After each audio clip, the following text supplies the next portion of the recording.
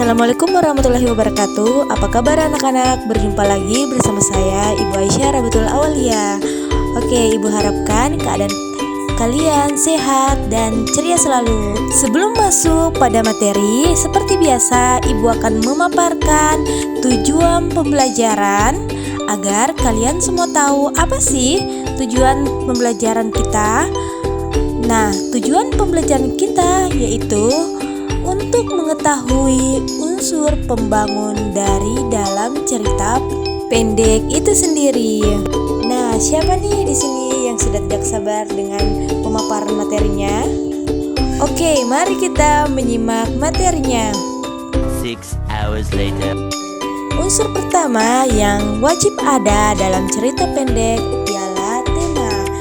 Kenapa sih? Karena tema merupakan suatu unsur intrinsik cerpen yang menjadi sebuah ruh atau nyawa yang ada di dalam karya prosa seperti novel, cerpen, cerbung, dan lain sebagainya.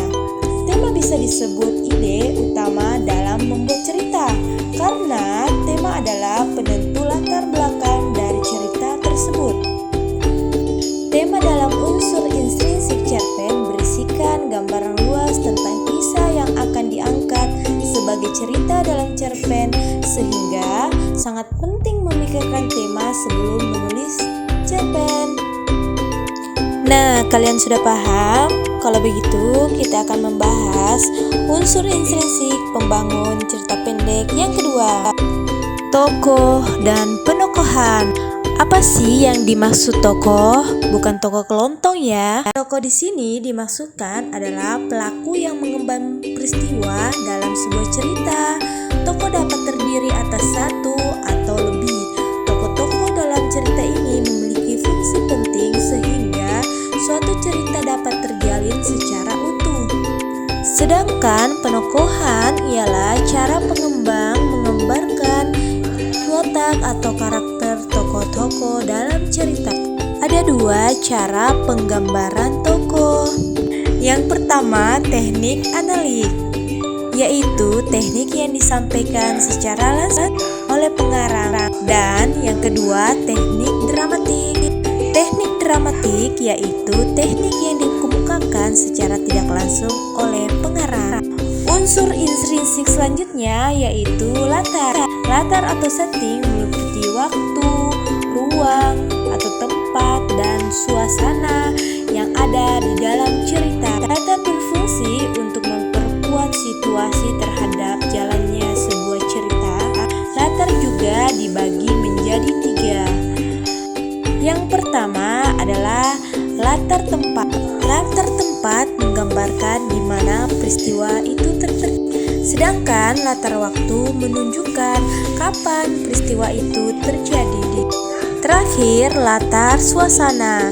Latar suasana menggambarkan bagaimana sang tokoh menghadapi peristiwa itu, apakah dia sedih, senang, bahagia, dan sebagainya.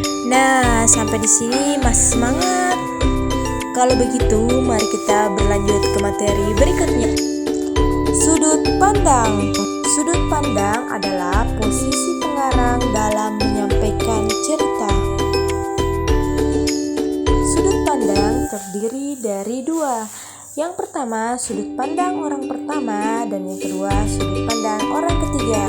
Sudut pandang orang pertama seakan penulis sebagai sang tokoh utama.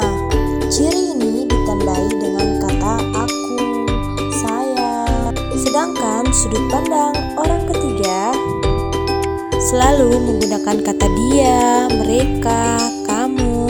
Sudut pandang orang ketiga terbagi menjadi 2. Yang pertama, sudut pandang orang ketiga serba tahu.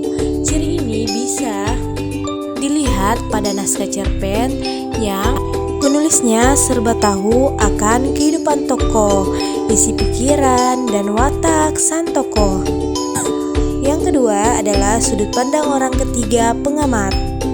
Sudut pandang orang ketiga pengamat hanya mengetahui kebiasaan tokoh, gerak-gerik tokoh dari apa yang diamati.